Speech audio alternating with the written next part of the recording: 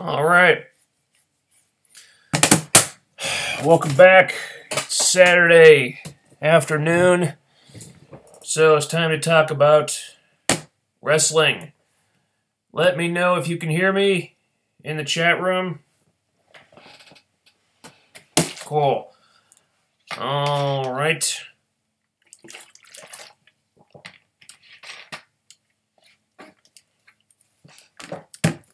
Let's get through this. I'd like to not spend too much time on the review today because I'm right in the middle of Sense8 Season 2, and I'd like to get back to that.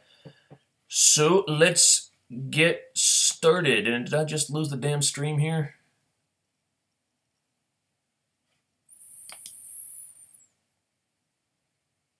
Hang on.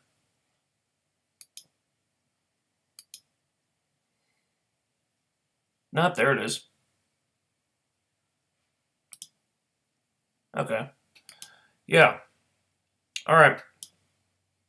Let me just minimize this. And okay. Let's get going. Impact Wrestling.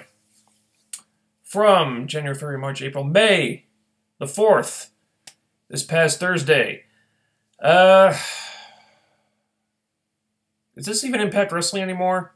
We sure it's not GFW Amped? Just throwing that out there. I mean, it's still Impact Wrestling on the title of the show. So I guess it's still Impact for now, but at this rate, who knows? Anyway, we start with a match. Eddie Edwards versus Matt Sydal. So, yeah, all right. Once again, you know, Trevor Lee, not there. Andrew Everett, not there. So I don't know if that feud is still a thing or not. I am really annoyed that this feud that was good, that was getting over very well, has just seemed to have been pushed to the back burner, if it even still exists at all. But this is what we're getting instead, and at least what we're getting is good. We get Eddie Edwards and Matt Sydal. It's a great match. And it goes for quite a while, like over 15 minutes, I think. Problem is, it's completely random. Now, if you want to give matches a lot of time, great, fine. But do it when it makes sense, and do it when there's some storyline support for it. If it's just a random match with nothing behind it, as good as it is, there's really no reason to devote a lot of time to that stuff. Because it's not... Look, as much as we all might like wrestling, it's not the matches themselves that are going to draw. It's the compelling situations. You need storylines and characters enhancing the match. That's what's going to draw interest. And you don't really have that here. So, hey, as great as the match is, I don't think it needed to be this long. And, Matt Sydal wins clean, oddly enough. Which I don't understand. Okay, yeah, he's the former WWE guy, I get that. But Eddie Edwards is the one in the storyline with somebody else. He's got the feud with somebody else, so why is he jobbing clean to a person not involved in that storyline at all? Why not just have Davey come out and cost him the match? Wouldn't that have made more sense? You protect Eddie that way? I don't know. But hey, still, great match. And they bring out Davey and Angelina afterwards. Okay, they fight. They attack Eddie with the chair. And, you know, this gets a good reaction. I think, yeah, the crowd, they give a good pop when Alicia kind of jumped over the crowd barrier onto Angelina and attacked her. So that got a good reaction. All right. I'm enjoying the feud so far. I just think, I just question why Eddie had to job clean here. Just seemed kind of an odd decision to me. Backstage, speaking of odd decisions, Magnus cuts a backstage interview where he still believes that the GFW Championship is his golden ticket to the main event of Slammiversary. God knows why. Why does he think that belt means fucking anything? Who the fuck knows? So anyway, yeah, he thinks this, the GFW World title allows him to punch his own ticket And Matt Morgan disagrees, so Bruce Pritchard shows up and he makes a match, and they're going to have a match for the GFW World title. Because this is the place for that, apparently. To all you tens of GFW fans out there, you're finally getting your wish. Tens of fans is probably an exaggeration. But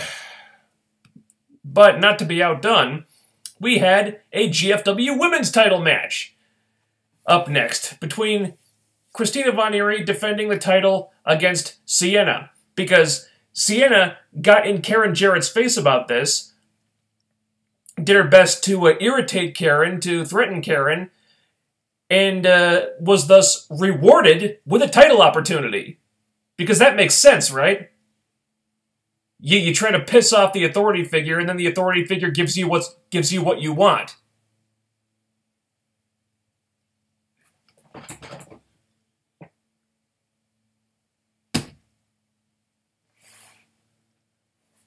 Okay, well, I'll just pretend that makes sense for now. Because we gotta get through this.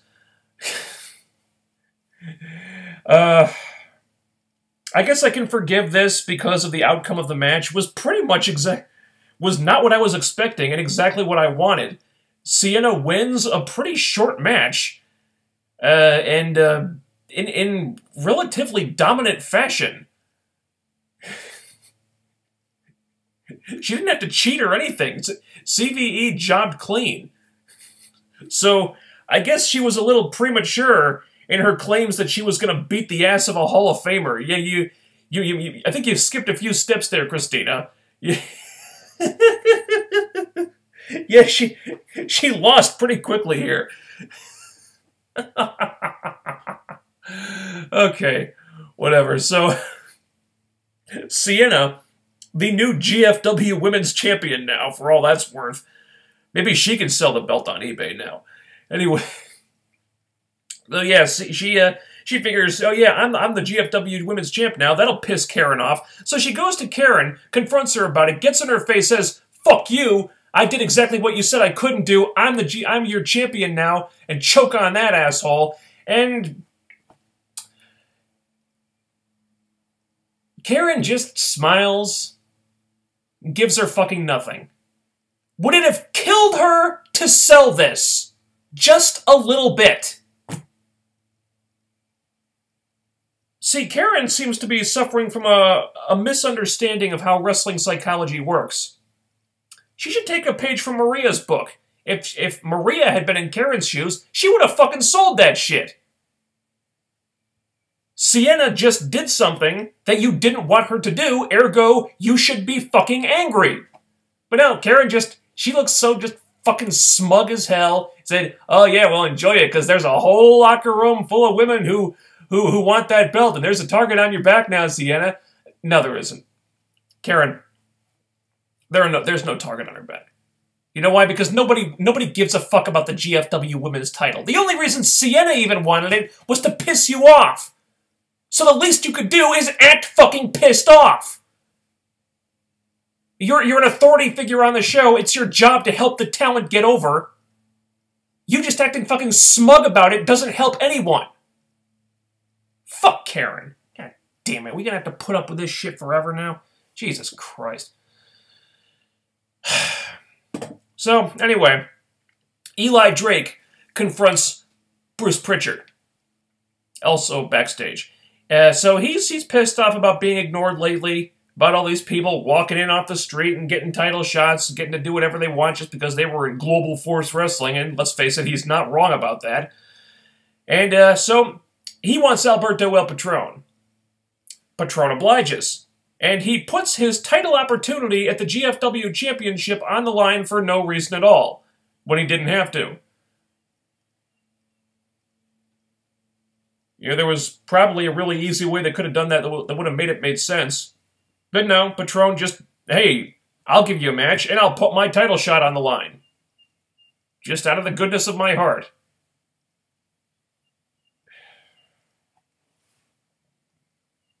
You know, they could have... Did he have to do that? It's so annoying when babyfaces do that. It makes them look like idiots. I mean, Pritchard just could have ordered him to put the title shot on the line. That would have made sense, I guess. Also, when the hell did Alberto El Patron get a GFW championship match? Did I miss something here? Am I just forgetting? Because apparently he had a title shot that has not been cashed in yet. When was that title shot made? I must have missed something, because I swear, I'm racking my brain. I cannot remember when that was a thing before. But yeah, he's got a GFW title match, and now he's putting it on the line against Eli Drake, because Eli Drake tried to piss him off, so he's going to give Eli Drake what he wants. I don't know. Back in the Impact Zone, JB shows up in the crowd with a bunch of signs to annoy Josh Matthews. Because that's still a thing. And, they reference it enough times during the show. It's basically the #1 feud on Impact right now, is Josh Matthews versus JB. But, hey, props to JB for keeping his streak going. He's been there for every show, and he's still been there for every show.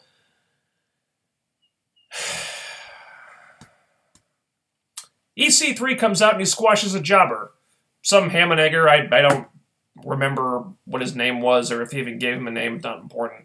Anyway, he squashes this dude, and he cuts a promo saying nothing will stop him from going to Slammiversary and becoming the EC three-time champ.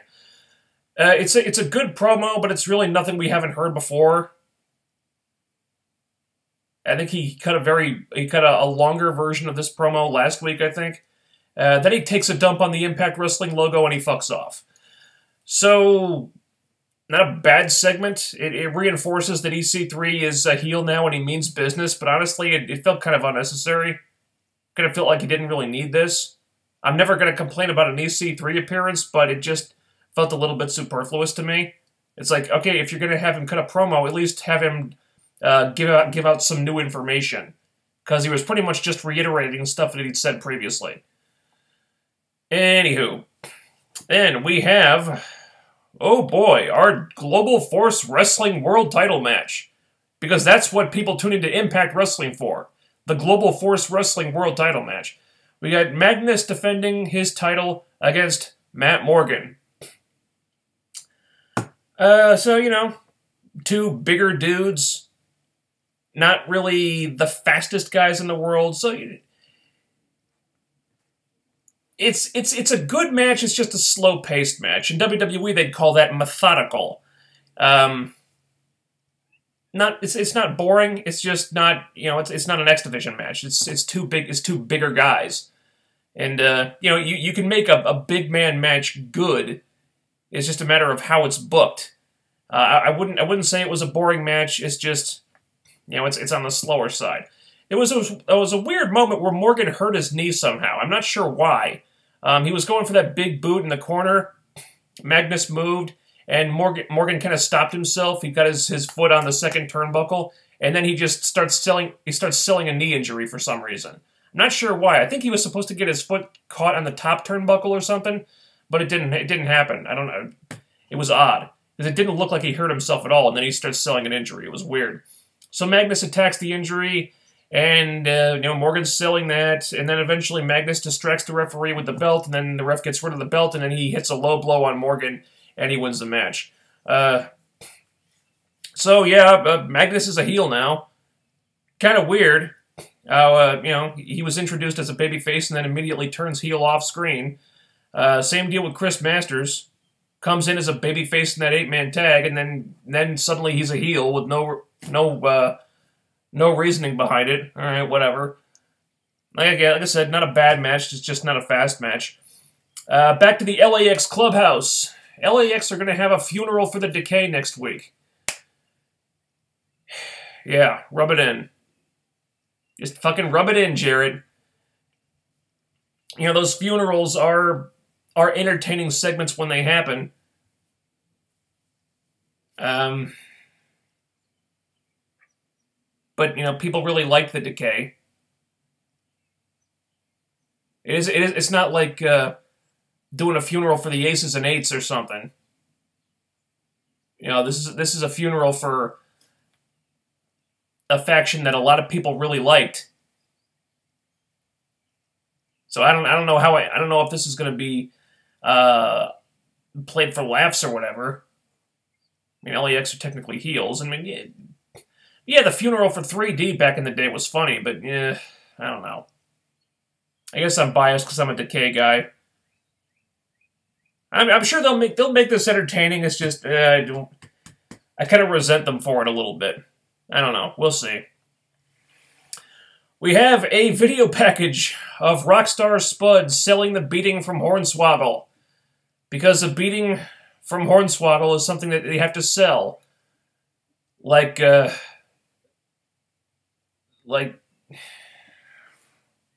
Jesus Christ.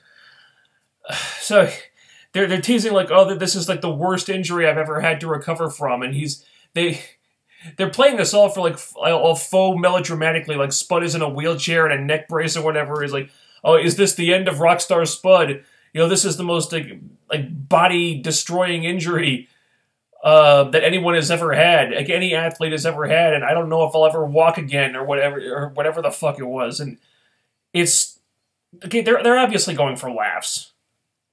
It's not meant to be taken seriously, but Jesus Christ, it's a feud with fucking Hornswoggle. Why is this even happening? You already got your fucking feud with the announcers. Do you need this too? Can we not get off with the WWE shit? This is something WWE would and have done. Why are you fucking wasting Spud like this? He's one of your best acts. Just give the guy something meaningful to do already. Jesus Christ. So, back to the ring. We got Congo Kong squashing a jobber. And Kong apparently is getting his marching orders from Laurel Van Ness now. I guess they're doing kind of an early Rusev-Lana type of thing, where Lana kind of gave orders from ringside. And yeah, you know, LVN is directing traffic and says, "Kill him! Kill him!" And then Kong just destroys the motherfucker.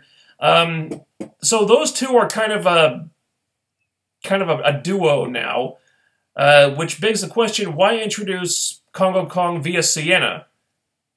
She was the one who introduced him. You know, in those vignettes when they said, "Oh, looking at Braxton and Allie, oh, they thought they were safe. They thought they could be happy. Well, vengeance is coming." But why was Sienna wanting vengeance against them? Shouldn't it have been LVN the whole time? Shouldn't she have been the one who wanted vengeance? And now they've just attached Kong to LVN anyway. So why introduce him through Sienna? It's just weird. Did they I don't know, did they decide to go in a different direction? Did they realize that him coming in through Sienna didn't make any sense? It's just odd the way that worked out. But now they got the pairing that it should have been in the first place. Okay, whatever. Post-match, Sutter and Allie come out, and Sutter fights Kong and clotheslines him out of the ring, and the heels retreat. Okay, fine. I don't have a problem with this feud. I still think Allie is being criminally ignored. I think they got the focus on Sutter right now, and I think that's a mistake. I think Allie is the one who's over. Allie is the one the fans really care about. The focus should be on her, and not just having her as an extension of Sutter right now. And that's the way they're playing it, though, and I think that's a mistake. Get the focus more on fucking Allie. It's...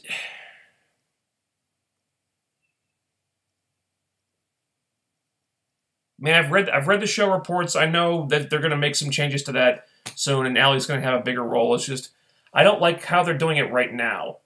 It's like, okay, yeah, Sutter. I don't have a problem with Sutter, but he's not the one that people are coming to see.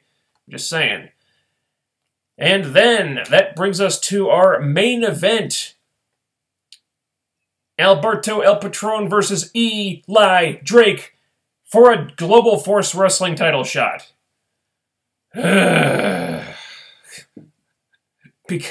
Because getting a shot at the GFW championship is so important it has to be in the main event. Wow. Meanwhile, all the Impact Wrestling champions are sitting on the bench backstage. Backstage. Oy.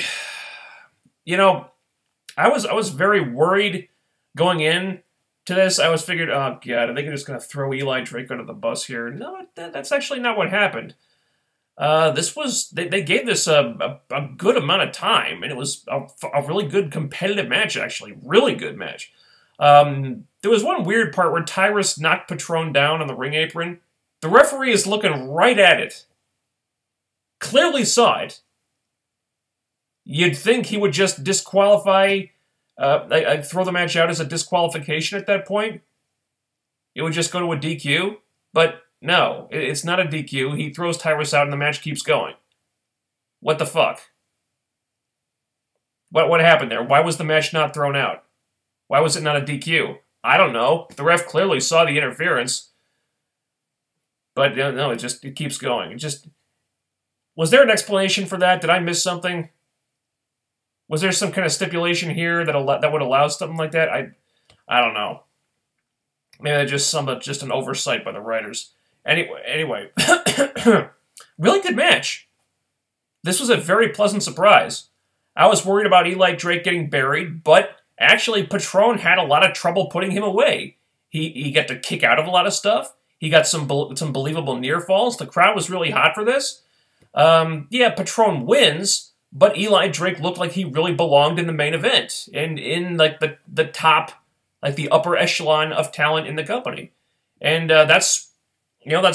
thankfully that's one of those cases where a loss really doesn't hurt the guy, because just because he was that competitive and really hanged with a man who was perceived as a top talent, that's enough. Because he raised his status even in a loss because it took Patron so much to put him away. So that was really good. And I just hope that this trend continues for Eli Drake, because that is not a guy that you sideline for fucking any reason. That's a guy who should be on the fast track to the main events. He's in the main event here. Okay, good. Let's keep that going now. Get him the fuck away from Tyrus, and let's start pushing this motherfucker. And bring back the fact of life, goddammit.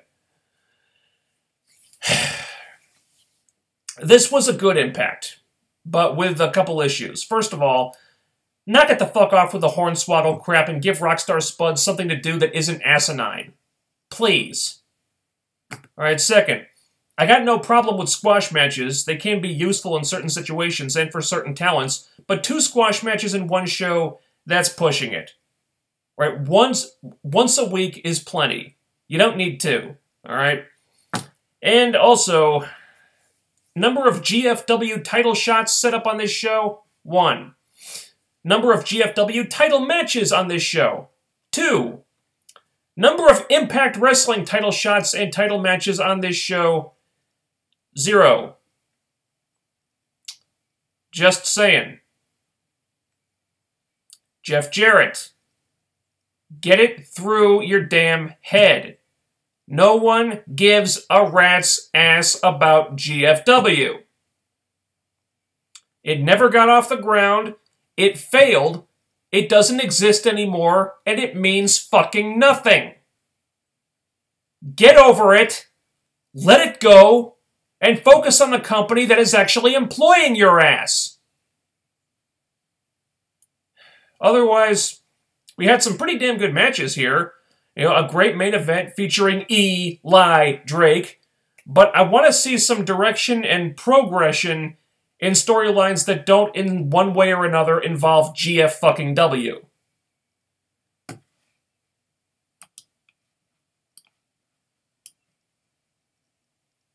And let's take it to the chat room.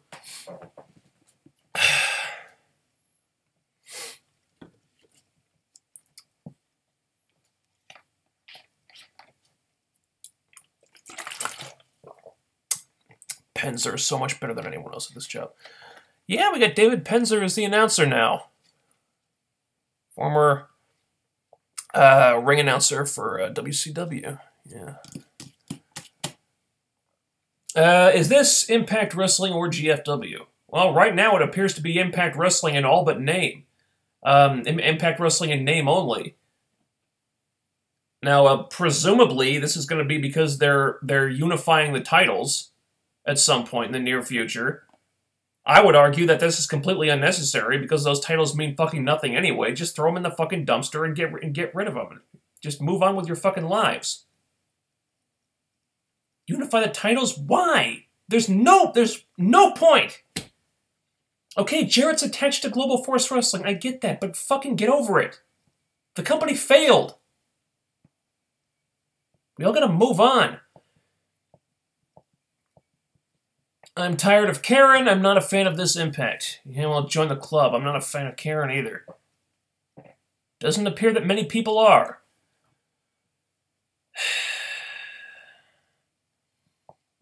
Matt versus Eddie was really good. Glad Eli Drake got TV time, but he should have either won or did something heelish because now what does he do? It's a good question. What does Eli Drake do now? Well, hopefully, if he keeps getting TV time, he's going to continue in the storyline of being overlooked, and maybe he'll do something more extreme to get some attention.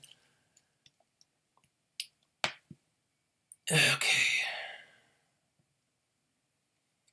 What do you think of Billy Corgan buying NWA?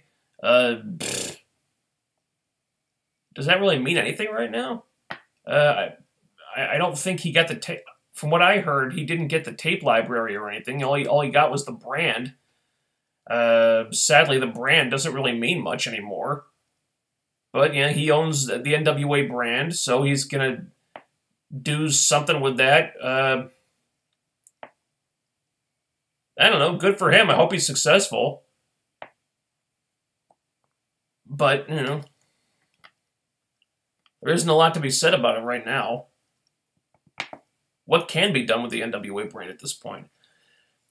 Way too much GFW crap this week, and Morgan Magnus was boring as hell. I don't think it was boring as hell. It was just a slow-paced match. But yeah, the GFW stuff is just getting way out of hand, seriously. Happy Sienna is getting a time to shine, but nobody cares about the Backyard Wrestling title, and I mean Global Force Wrestling Women's title. Oh yeah, the eBay Championship, the eBay Women's title, yeah. The Global Farce Wrestling eBay Women's title. Both Magnus and Adonis turned heel just 2 weeks after their return. Why make them faces in the first place then? That is an excellent question. I guess because they had to be faces in order to facilitate the storyline between the announcers. Because that's how they chose to introduce those guys in the announcers feud between JB and Josh Matthews. And then they immediately turned heel afterwards.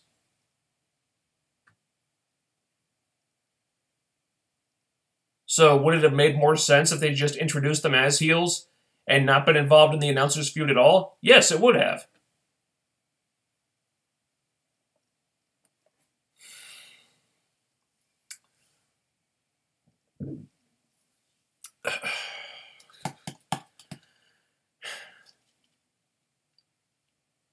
Big Bad Mama is not impressing me at all, but at least Ellie was on TV.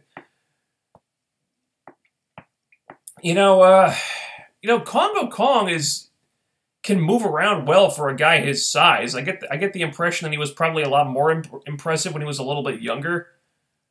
I'm not really digging him either, though. And God, please, for God's sake, make that dude wear a shirt. Please. I mean, Big Bad Mama would cover those boobies up. So make Congo Kong cover those boobies up, God damn it. I think KM can be a great replacement for Bully Ray. The gimmicks seem similar. They're actually very similar. And, you know, KM does seem to have garnered some heel heat when he's been out there. When he's been out there. So we'll see. Yeah, we had another one of those vignettes when he was like purposely just fucking with somebody just to be a heel. The dude cleaning stuff up with a broom, and he kept throwing trash on there and said, "Hey, you missed that. You missed that. You missed that. What are you, an idiot? You incompetent? Do you not know how to use a fucking broom? Sweep that up, motherfucker." I already sweeped everything up, sir. Are you calling me a liar? Yeah, it's over the top and everything, but it's kind of funny, actually. I actually think this could get over a little bit. Let's see. Why should Impact fans care about these GFW titles? They shouldn't. And that's the problem. There's literally no reason to care about them at all. Ooh, the championship of a failed company that never got off the ground is being defended on Impact. Ooh, scintillating. Now this is must-see television right there, because we got the Global Force Wrestling Championships. No. Jarrett, the problem is, Jarrett just can't let this shit go. You know, look, as good of a promoter as he is, he's a self-serving guy. He's always been a self-serving guy. And now his vanity project failed, and he can't fucking handle it, so he's trying to hold on to it with a white-knuckle grip, and the only way he can think to do that is by incorporating all the championships into Impact Wrestling. Problem is, nobody but him wants to fucking see it.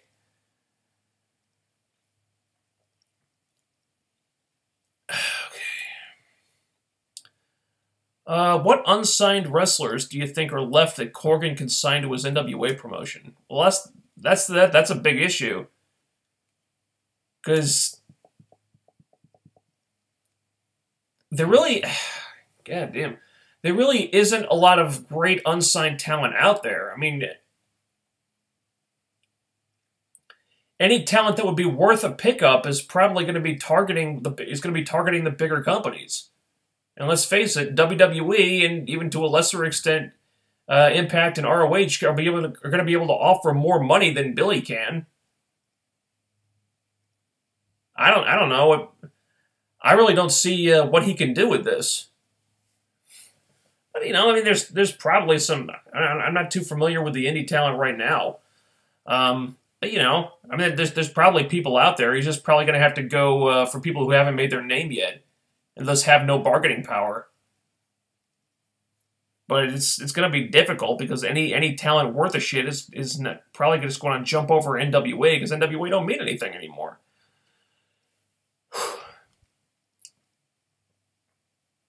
Karen did sell anger at the end of the segment. Barely. You know, I know it's not fair to compare her to Maria because Maria was so damn good, but look at the way Maria would have reacted to that. Maria would have fucking acted really pissed off. And Karen just smiled and was all fucking smug about it. And that's not a reaction. That doesn't help Sienna. Karen's job is to help Sienna. It's not to help Karen, but it seems like Karen is only there to help Karen. She wants to look cool on TV. It's not her fucking job to look cool. It's her job to make the talent look cool.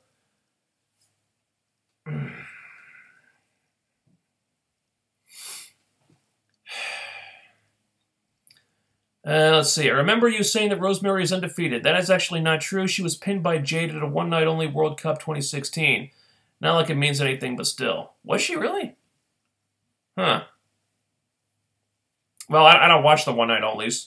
I watch Knockouts Knockdown, that's about it. But, since the one-night-onlys usually have no connection to the TV show at all, and it's like they take place in a vacuum, she might as well be undefeated. Just saying. Because they're probably never going to acknowledge that loss on the show.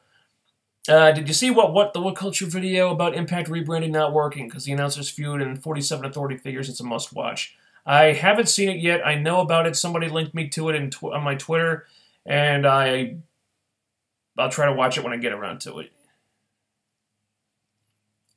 Would you like it if Baron Corbin came to TNA? Not really. Let's see. GFW is getting too much airtime. I really wish Anthem would step in and tell Jarrett to stop with the bullshit. You and me both, buddy.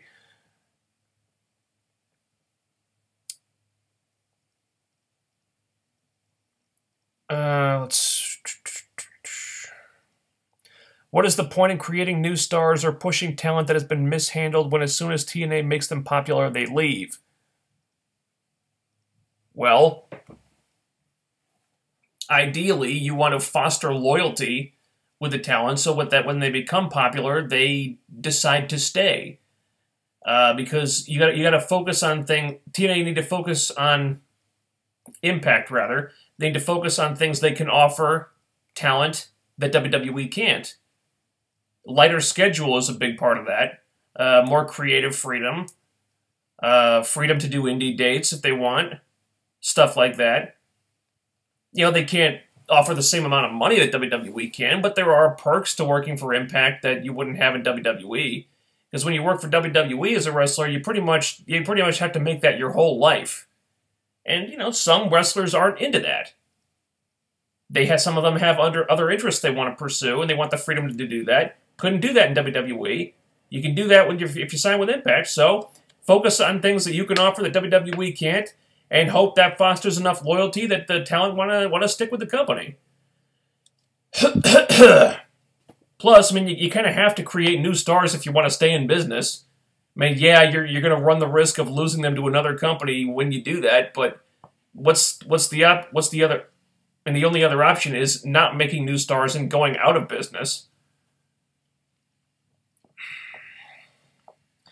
What's the point of TNA keeping the copyrights from the Hardys if they won't ever be using it again? WWE doing it is BS too.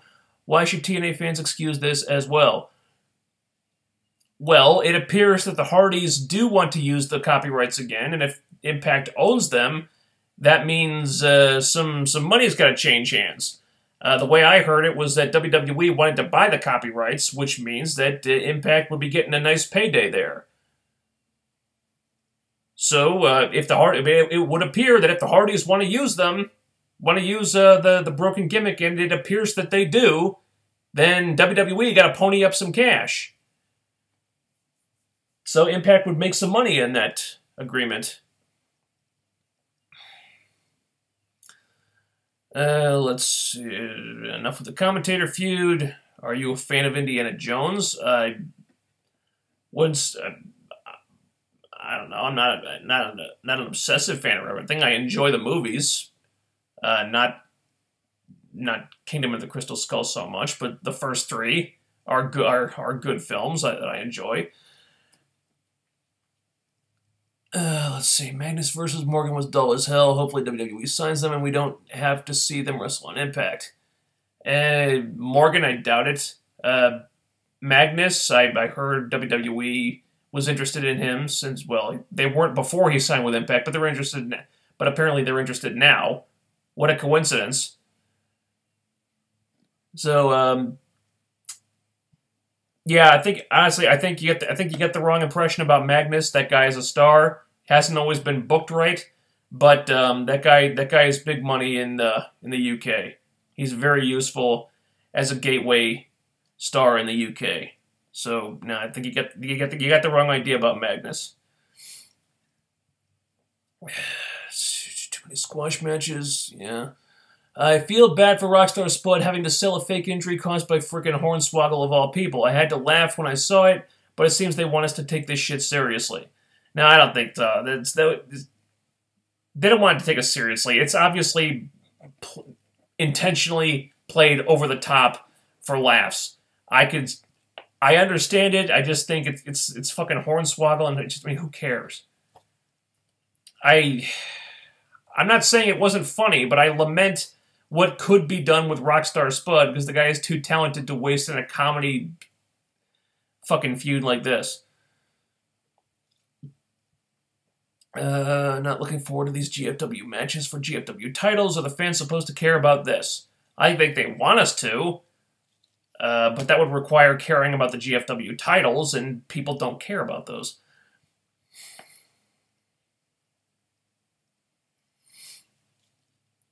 Let's see.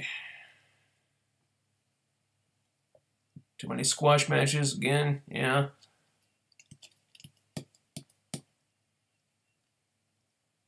Forgot about the video package with Sanjay and Low Ki. No, I didn't forget about it. I think Haven't we seen that already? Wasn't that like, shown last week too? I don't know. Apparently, this is going to take the place of Andrew Everett versus Trevor Lee for the X Division title. So Sanjay and Low Ki is the X Division title feud now. Because Sanjay was in Global Force Wrestling, so God knows he's got to go for the title immediately. And, you know, I think there is a story there, actually. And I'm annoyed that Andrew Everett is getting pushed to the side. But if this is what we're going with, you know, there's something they can do with that. Yeah, I've said for the last few years that at some point, there's got to come a time when the X Division champion has to go to Destination X and choose not to cash in Option C because the X Division title means too much to him to give it up. And if you're going to do that with one person right now, I think Sanjay would be the guy to do it with. Guy who, you know, the best wrestler to never be X Division champion, worked his whole career to win that title, and maybe he wins it right before Destination X, and then he goes to Destination X, they present him with Option C, he's like, no, I can't cash this in. I worked my whole career, my whole life to become X Division champion. I can't give this up. This belt means too much to me. So, I think it would make sense to do that with Sanjay. And, you know, they're going on a tour of India pretty soon.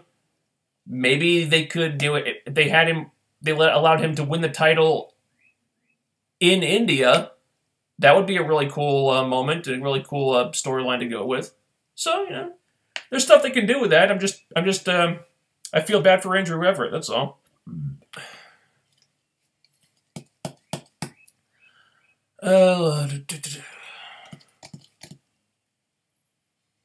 What misused talents from Impact or WWE do you think Billy would sign for NWA? Well, that's implying that Billy would have enough money to sign these people away, and I kind of doubt he would be able to do that. Like I said, I mean, Billy's got money, but he doesn't have WWE money, doesn't have Anthem money. So whatever perks he'd be able to offer for NWA, money ain't one of them. So he'd probably have, if he were going to get any of those people, he'd probably have to target people that neither company wants.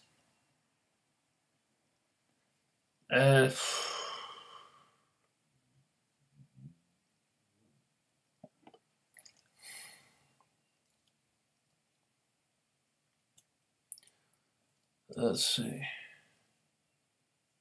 Personal note, I just turned 26 on Monday. Happy belated birthday to me. Okay, happy birthday, dude. Surprised Sienna won. I figured they would make Von Eerie destroy her. So, I was kind of afraid of that too. But let's not forget, Christina Von Eerie may have been a GFW talent, but Karen is the one who's feuding with. But Sienna is the one who's feuding with Karen Jarrett. So, obviously, they'll probably want to build up Sienna because then it'll mean more when Karen stands up to her. Because, you know, what's good for Sienna is going to be good for Karen. So, anything that helps Karen, because they got to make sure Karen comes off well, because she's integral. So integral that the whole show would collapse if she wasn't there. Because that's what they're going with now.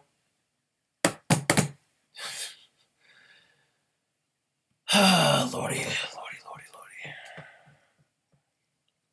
And I lost my place again. Jesus, what the hell? Oh, crap, a lot of new comments here. Alright.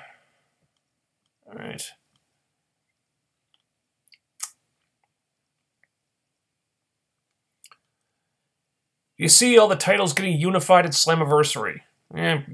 Probably.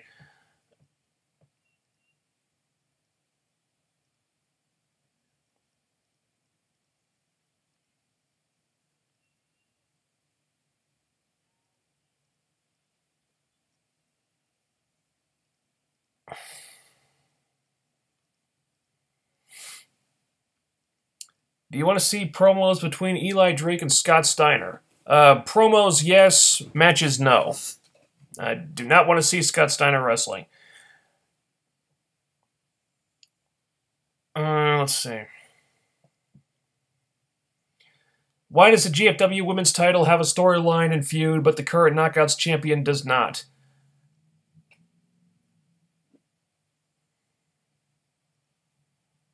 Well, you could say that maybe she was off selling the loss from LAX and the demise of the Decay, and that's why she wasn't on TV. Possibly because if they are planning to unify the belts, her title is her next feud is going to be with Sienna. So they're building up Sienna to challenge Rosemary for the title. So those two are going to collide. So that would make sense.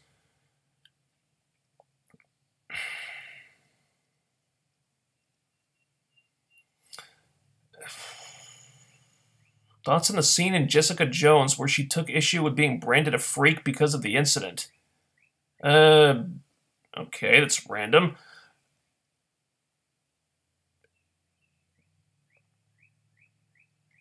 Is that the scene where that married couple set her up to kill her in that seedy hotel? It was a good scene. Fine scene. I haven't thought about it in a while. Think it was a really nice way to demonstrate Jessica's PTSD and her anger issues. Think the limits of her strength kind of fluctuate there. But, she flipped the bed over and, she scared the hell out of those people. It's a good scene. I'm not sure what you want me to say about it. Well, okay. By the couple judging her, yeah.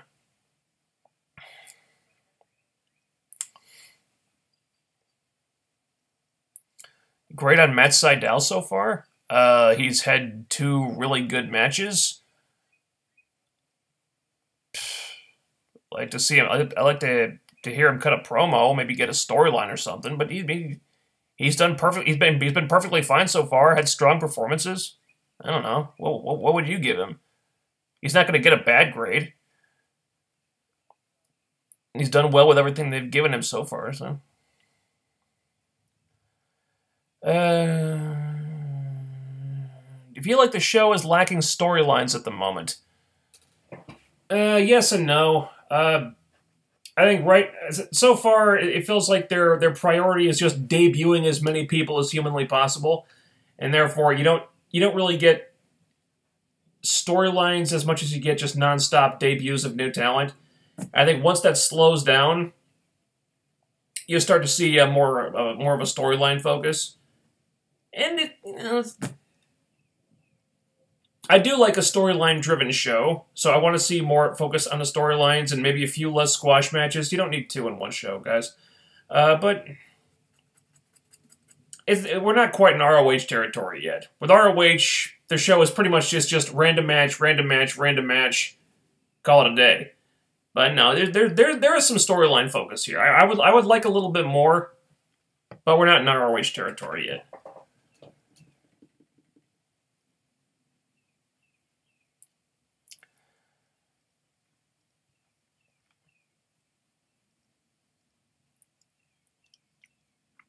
Let's see. I missed the past month of Impact. Is it better or worse than 2 months ago? Because I really missed the Corgan era. Better or worse? I would say better, probably. I mean, there are problems, sure, but overall, I think the quality of the show has been improved. There's more of an emphasis on the X Division. The knockout matches are better. Booking is generally better. Like I said, certain problems here and there, but overall, the quality of the show has improved.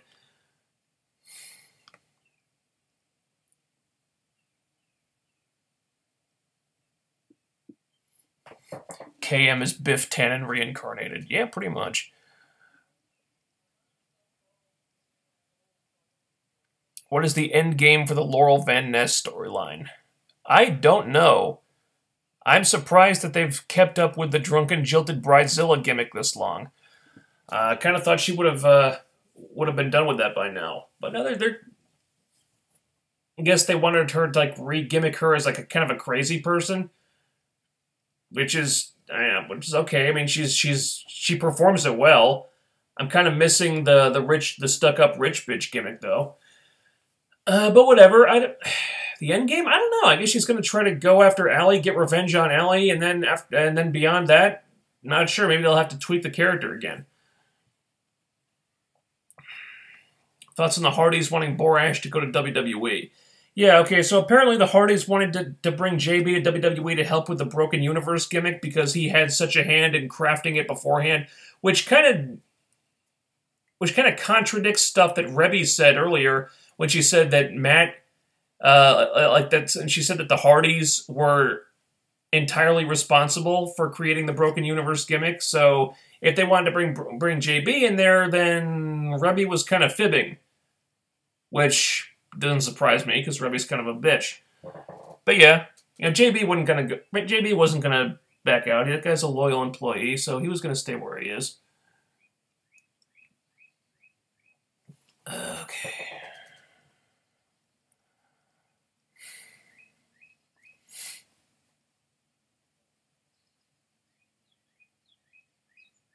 Adam Cole is a free agent that would be a major get for Billy, but likely Cole is headed to WWE. Honestly, why would Adam Cole sign with NWA? That would be a step down. Go from ROH to National Wrestling Alliance. There's literally no reason for him to do it. None.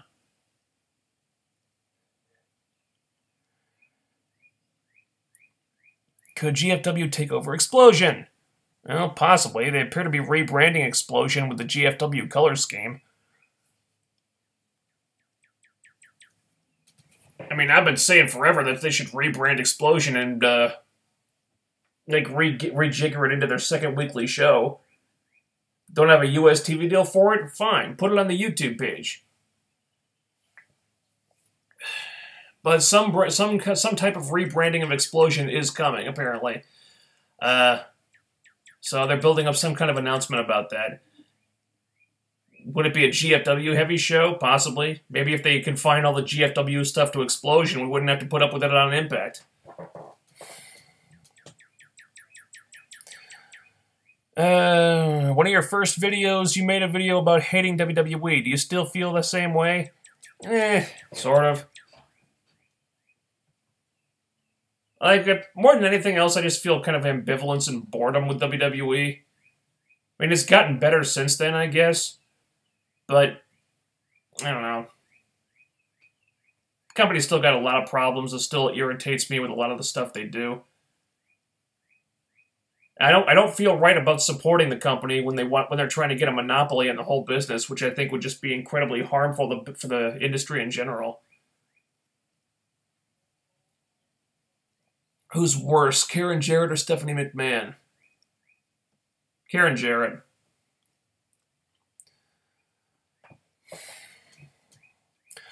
When do you think we'll start seeing Noah talents appear on Impact, or for Impact, do you think maybe one night only pay-per-views in Japan or with Noah? When do we think we'll see Noah talents appear on Impact? Yeah, if it's going to happen at all, and that's not a guarantee, I think probably after Slammiversary. But we don't know how that relationship is going to play out. Because, way back when, they had a relationship with AAA that went nowhere. Maybe they sent a couple talents down to AAA, but did they get anything in return? No. That never happened. And so far, they've sent a couple talents over to Pro Wrestling Noah. Haven't gotten anything back, so we'll see. There's a give and take. That's how partnerships work, so maybe we'll get some talent from Noah. Maybe we won't. Who knows? But if it's going to happen, I would think after Slammiversary.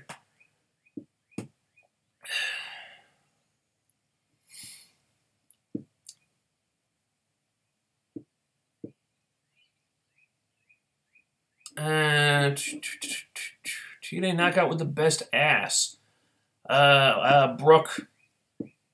She's in limbo right now. I'm not sure what her status is, but Brooke.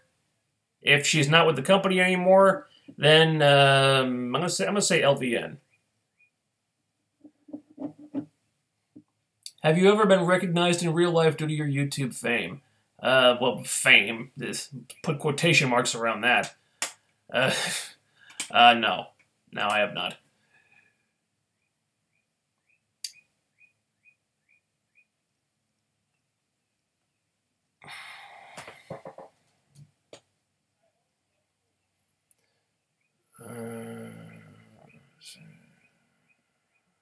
Problem with TNA using pay-per-appearance deals is WWE keep poaching talents. Yeah, tell them that. Tell them that. That's been a problem for a long time.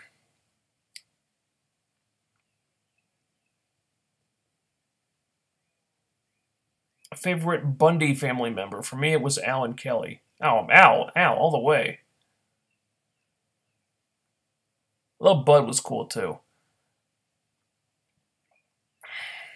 Well, let's see.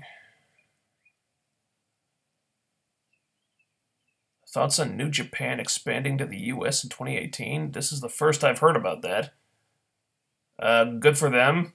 I hope they're successful. Beyond that, I don't really have a lot to say about it. I think they'll find it's probably an uphill battle. Casual audience probably won't care too much as long as they're presenting it like they do in Japan. Because casual audience, love it or hate it, is used to these sports entertainment stuff. So they would probably have to cater to an American audience. And I don't know if they'd want to do that.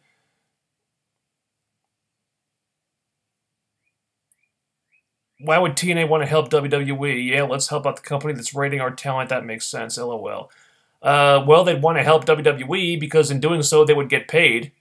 So they could sell the Broken Universe rights and copyrights to WWE. They'd get money for that. And, you know, money has been a problem for TNA recently. I'm sure you know that. They could use an influx of cash. They do have a financial backer now, but we don't know how long that financial backer is going to want to pump money into the company. They've got to become profitable sooner rather than later. So any infusion of cash would help. And, you know, just owning the copyrights isn't going to get them anything. They can sell the copyrights to somebody who wants them to make money. They'll do it.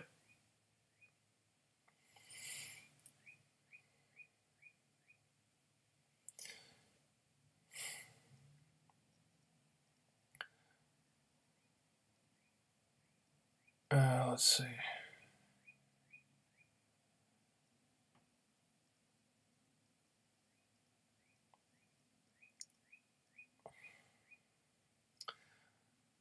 I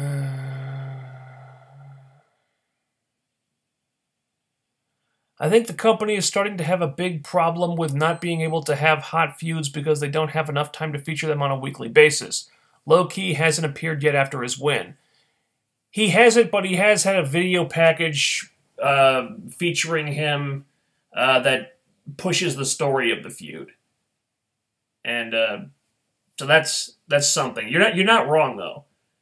So they've been so focused on debuting new talent after new talent after new talent, and they don't have enough time to feature all these people. And maybe that's what this rebranding of Explosion is about. Maybe they realized that, hey, we need more screen time if we're going to keep all these people in the mix. So maybe we could do something with Explosion. So hopefully that gets rebranded into a second weekly show. But yeah, if not, they're going to have a problem on their hands if they keep bringing in new people because they don't have enough spots for the people they already have. I mean, look at how much Eli Drake's screen time has shrunk. I mean, it does become a problem when all your champions are spending the show sitting on the bench. Because that really shouldn't be happening. So you're not wrong about that. And I'm not sure what they can do unless they plan on cutting people from the roster.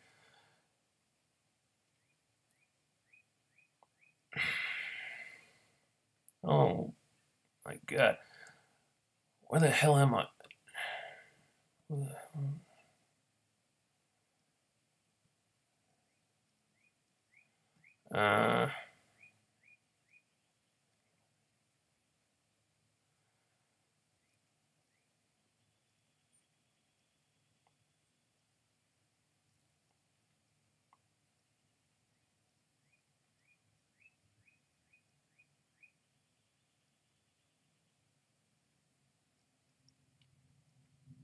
Fury and AOS Season 1 was a plot hole, just like Coulson dying and coming back with no explanation.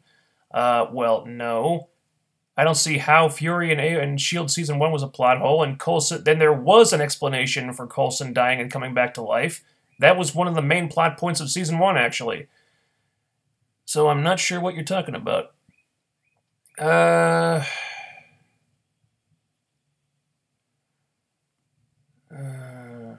There's nothing wrong with Steiner wrestling. Yeah, there is. The guy's half fucking crippled at this point. He can probably barely move.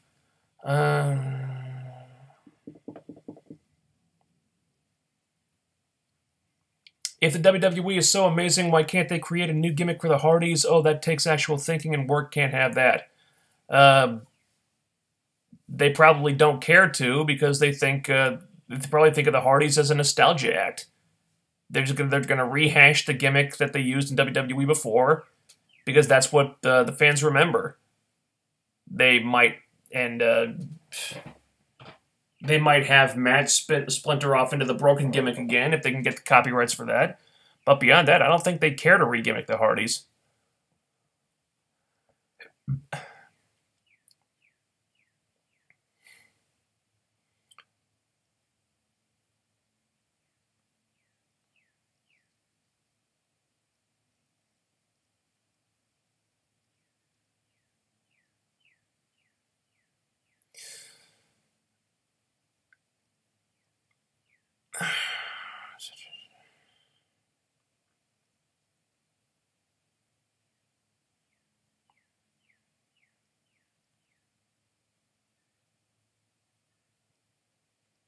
I've noticed that you always grow your hair long before shaving it off completely. Was that? I was curious on your mindset.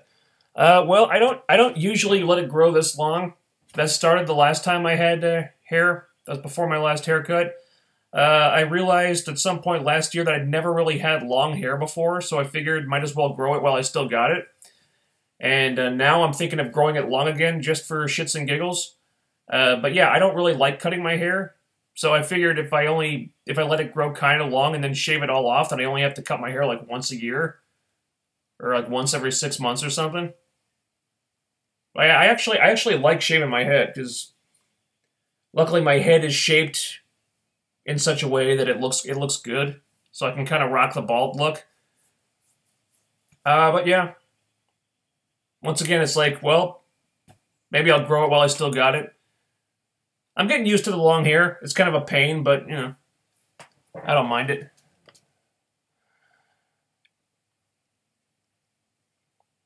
A lot of birds chirping in that video. Well, yeah, I got the window open because it's hot out. Thoughts on possible Game of Thrones spin-offs? I heard there were 4 potential spin-offs in the work. That is too damn many spin-offs. They want to franchise this motherfucker. And kind of feels like diluting a great show. I'm not against the idea of spin-offs, but I don't know, do one that you think you can make as good as Game of Thrones, or don't do it at all. I mean, 4 potential spin-offs, that's just too damn many. Not saying there isn't enough material in the Song of Ice and Fire universe to do 4 spin-offs, I'm saying that maybe you shouldn't.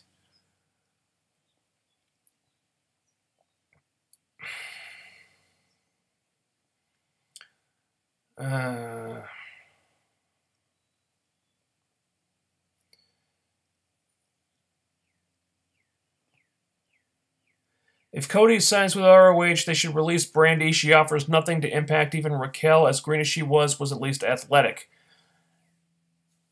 I would love it if they released Brandy. If Cody signs with ROH, there's really no reason to keep her around unless they want to hold on to her in the remote possibility that Cody might come back someday, and let's face it, they probably would. I'm guessing that would be their mindset.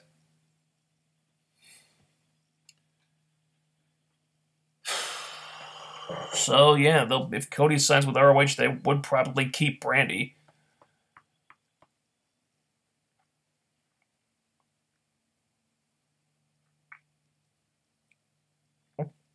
Always a big fan of Matt Morgan, but if you looked at him in the match, it looked like he was gassed out after a few minutes.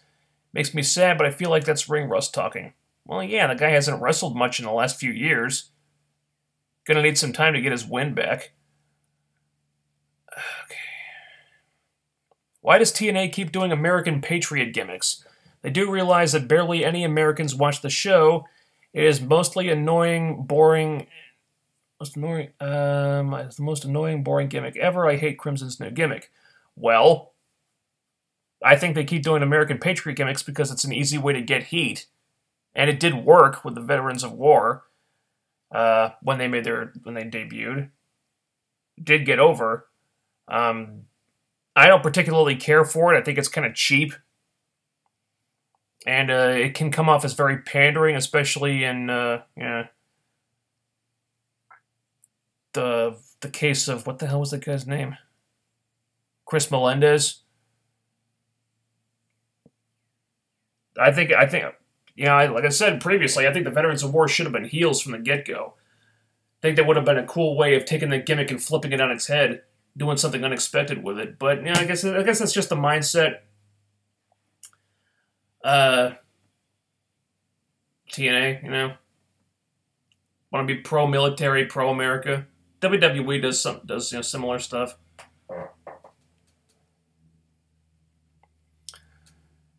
Okay, a whole bunch of new comments. Every time this happens, I lose my place.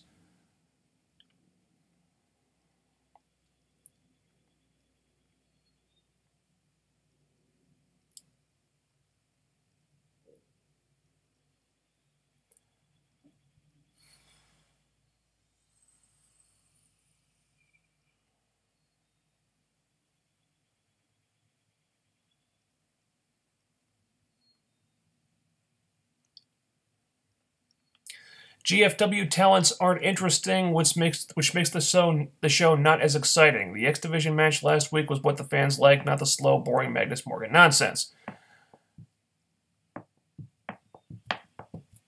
Yeah, that's a problem. Jarrett's main concern is to just getting all his GFW people in there, and doesn't seem to be putting a great deal of thought into how it's done as long as these people get featured. Because, it's all GFW related, so you gotta have them. You gotta put those people on there, get them in the mix any way you can. And, I think that's Jarrett's bias talking. And he's not an unbiased guy. He never really has been, let's be honest. So I really wish Ed Nordholm or somebody would call him on how self-serving he's being. But, Jarrett's always been like that, and he probably always will be. Just one of those things you kind of have to put up with.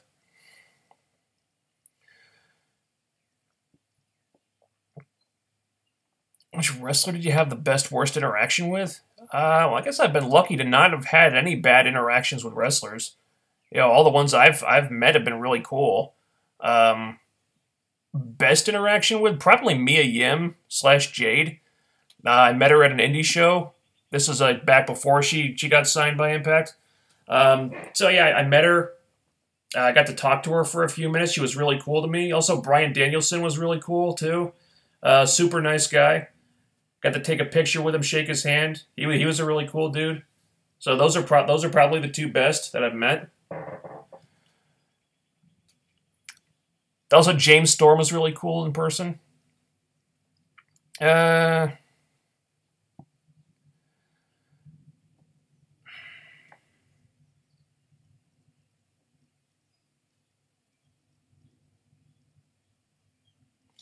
I think you're the only fan of Magnus. I'm from the UK and nobody knows who he is. I would beg to differ. Go back and watch the UK tour from a couple years ago, the This Is England feud. Magnus was over as hell at that point. And just because, and even if it were true that nobody knew who he is now, doesn't mean that they wouldn't know who he is in the future. Because he's a marketable guy, good looking, he's got a great look, he can talk. He's a marketable person, marketable talent. I think you're missing the boat on Magnus, dude.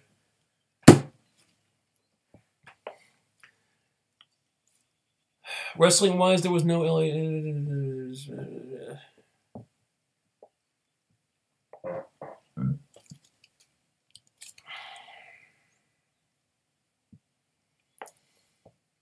one match that Decay had that'll stick out in your where you think, wow, that was amazing. Delete or Decay. Does that count? There was a match with the Wolves, I think. What was it, a Monsters Ball or something they had last year, I think, on the UK tour. That was really awesome.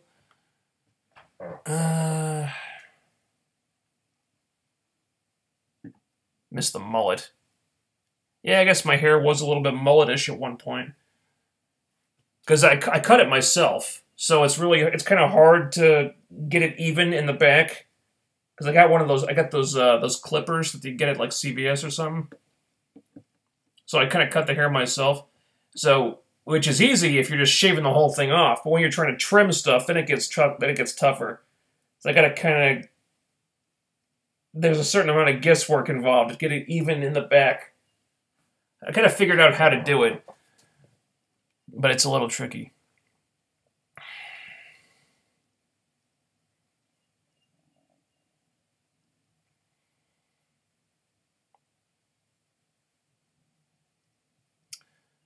How many 80s comedy cartoons, 80s comedy shows do you remember? 80s comedy shows? I don't know. I was just a little kid back then. I don't know. I remember watching Charles in Charge. But 80s comedy shows? I remember as a real little kid, I remember watching the Muppet Show. It might have been in reruns by that point. I don't know.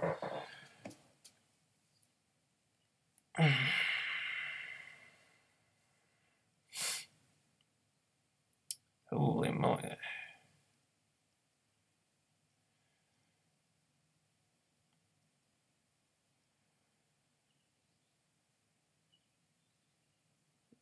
See, Magnus was a gladiator before he joined TNA. One of the best all-arounders out there. Very talented individual. Yeah, that's what I was saying. I mean, Magnus was on the UK Gladiators show. Maybe they know him as Nick Aldis, or maybe they know him as Magnus, but the guy, he is a marketable person. That's a guy that can make the money with the UK audience if they use him right. They probably have to rebuild him because he'd been out of the spotlight for a while, but they could do it. I live in the UK and I'm a fan of Magnus. He doesn't stand out in one area, but he's well-rounded in all. He can talk, he can wrestle, he has a good look, and carries himself with confidence. Yeah, there you go.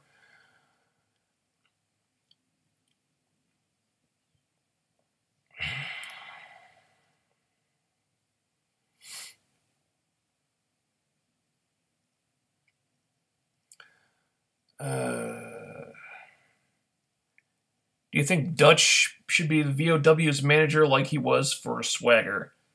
Nah, I don't think so. I don't think the Veterans of War need a manager, to be honest. Do you miss Eric Young? Not particularly. For most of his run, I wasn't really a fan of Eric. Because, I mean, they had him do some really dumb shit over the years. I mean, towards the end, when he kind of reimagined himself as a heel, that's when I was kind of digging him. But for a long time, I was like, this guy is just not for me. Not that he couldn't wrestle, but the persona just didn't... wasn't to my liking. And plus, it was constantly re-gimmicking him and re-gimmicking him and having him do like all manner of stupid shit. Like winning the knockout tag team titles. Being afraid of monsters and oh god, all that's oh god. Don't get me started. I mean, the character he was playing by the end of his run, that was fine. But yeah, it was never really one of my favorites. He's a talented guy though. Been watching all your older videos and trying to see stuff until now. Love the 4DFK stuff. Always wondered about his origins. Really glad you went back and watched your older videos. Why do people like Fourth Dimension Fool Killer? Damn it, that man makes my life a living hell.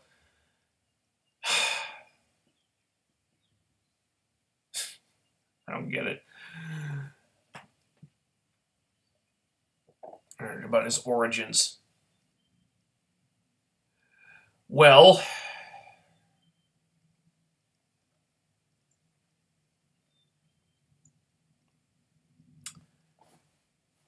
if Fourth Dimension Fool Killer was a work, I imagine his origins would probably have to do with, I don't know, just would probably have had to do something to do with wanting to do something different with the videos and use the character as a way to parody certain aspects of the business of pro wrestling and the business that I found funny or entertaining or stupid or all the above. Wanting to do something different, kind of coinciding with getting a new computer and being able to do more stuff and wanting to stand out from all the other shooters out there, so to speak. There probably would have been a lot of different reasons, but Fourth Dimension Fool Killer is a shoot. No, he's a real person. Came from the fourth dimension. Lives to make my life a living hell, so there.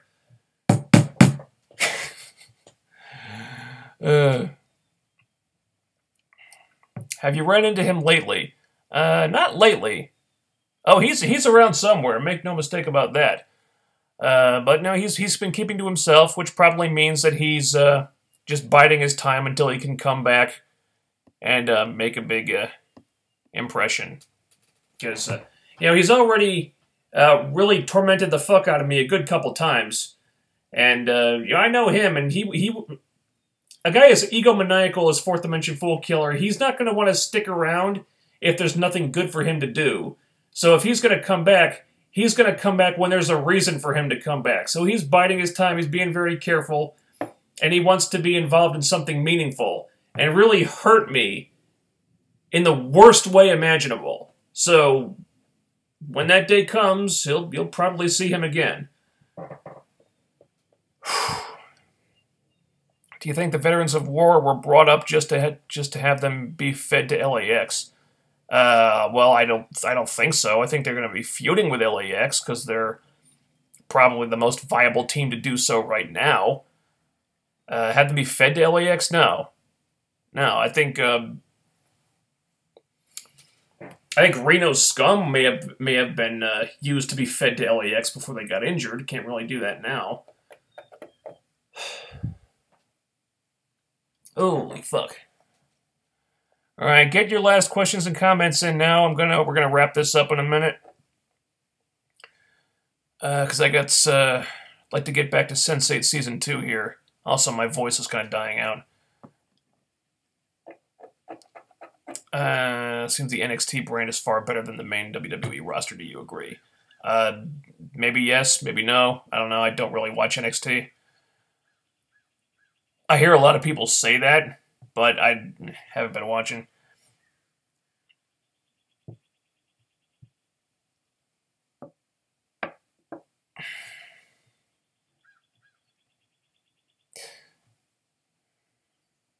Is there any guy on the Impact roster who jumped straight into the main event scene in WWE similarly to how AJ did?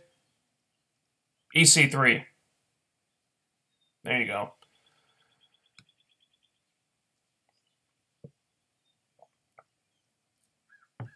Will you bring in KM to battle Fourth Dimension Fool Killer? I would love to, except Fourth Dimension Fool Killer would probably recruit KM to go against me. And you've seen KM. I mean, he's my man, but the guy's a jerk. He loves to piss people off. That's the kind of thing that would be right up Fourth Dimension Fool Killer's alley. No, they'd be allied against me. If it ever came to that. Unfortunately. Sometimes I keep your old videos on a loop. Your rants are hilarious. Oh, thank you. I did have some good ones. Instead of money, how about trading all the former TNA talents back to TNA for the broken gimmick? It doesn't really work that way. Because, the talent themselves would have to be on board with that. And I highly doubt they would be.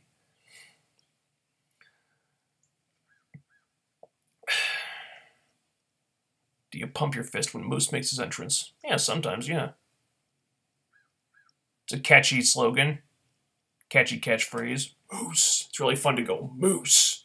Moose. Yeah, I do it. GFW belts shouldn't be on TV at all, but they're just stepping stones to the Impact belts. Their precedence now is temporary just to establish them with the audience until they get unified. I would argue that unifying them is pointless. But apparently my vote counts for very little.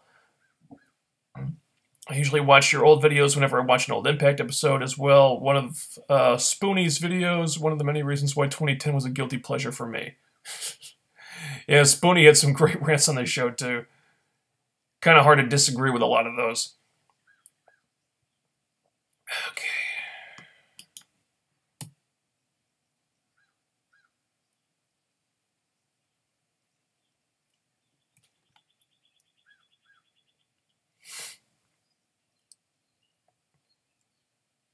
Do you believe Crazy Steve will be allowed to keep his gimmick in NXT, or maybe retool it to avoid a lawsuit? Well, I don't think they'd have to retool it to avoid a lawsuit, because wasn't he kind of doing a similar gimmick before he joined TNA? Just the crazy clown thing. I mean, TNA may have rejiggered it a little bit, but wasn't it more or less the same type of thing? I don't think there'd be any copyrights in that.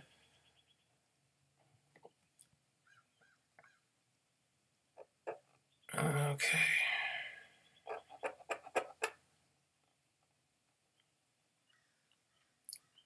For old time's sake, would you bring the sound bites back? The sound bites are actually on another computer. My laptop over there, which is not on right now. But I could try to incorporate them into a future stream if you wanted, if there was any interest in that. I do kind of miss the sound bites. I had a lot of fun with those. I actually have a bunch that people have never heard before. So, anything's possible.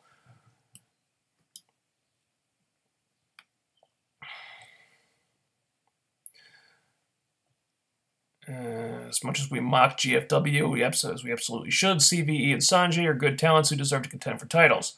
I'm not saying they're not talented individuals. At least in the case of Sanjay, I feel like he's taking a spot that should have gone to Andrew Everett, simply by virtue of him being a GFW guy. He's kind of leapfrogging over Andrew Everett and taking that spot that wasn't really his to begin with.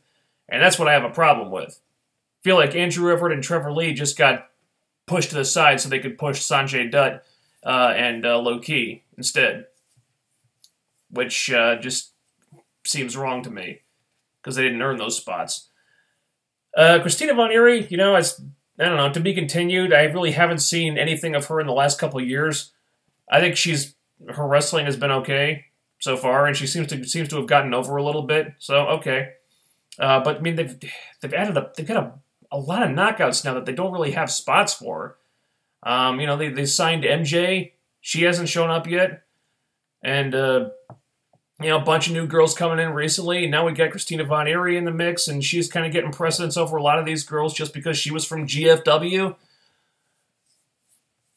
But, now Sienna's got the title, so maybe they'll be focused on that, and maybe get Rosemary back in the mix, hopefully, now that she's kind of sold the Decay thing a little bit. So, we'll see. I'm not saying they're not talented. I'm just saying that coming from GFW does not mean it shouldn't mean that they get a free pass to do anything, or it shouldn't mean that they can leapfrog over people who have been there longer and earned their spots.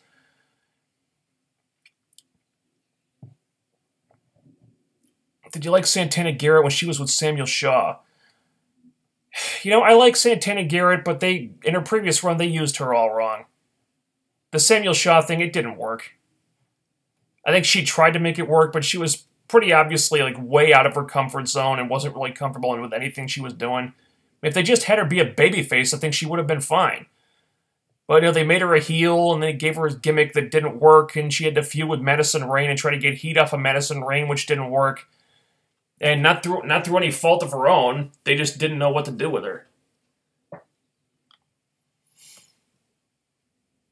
Okay. Think GFW should become the development for Impact? No, GFW doesn't exist anymore.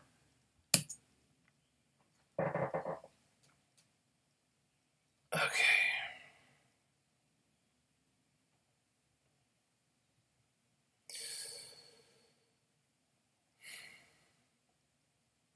You could manage any wrestler, who would it be? Face or heel? Manage any wrestler? I think managing EC3 would be a lot of fun. Probably heel. But yeah, I don't think anybody wants to see my ugly mug on TV, so that would never happen. Managing EC3, I think, would be a lot of fun, though.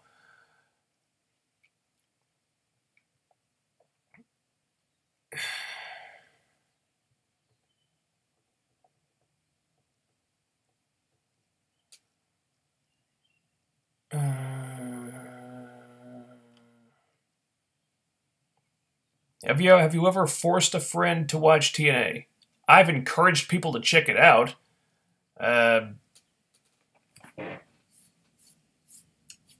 You know, most people I interact with don't watch wrestling, so not really much to be done about that. I've encouraged people to watch the company over the years, sure. And that is going to do it. I don't know how much longer my voice is going to last here, so I'm going to call it a day. And yeah. So I will talk to you guys on Thursday, where we'll have new episodes of S.H.I.E.L.D., Arrow, and Flash to talk about.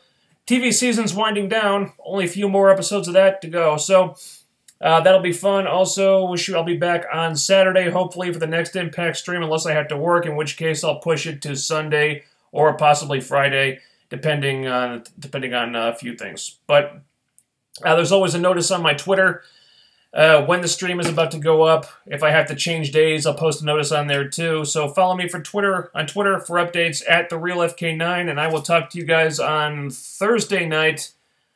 Until then, over, out.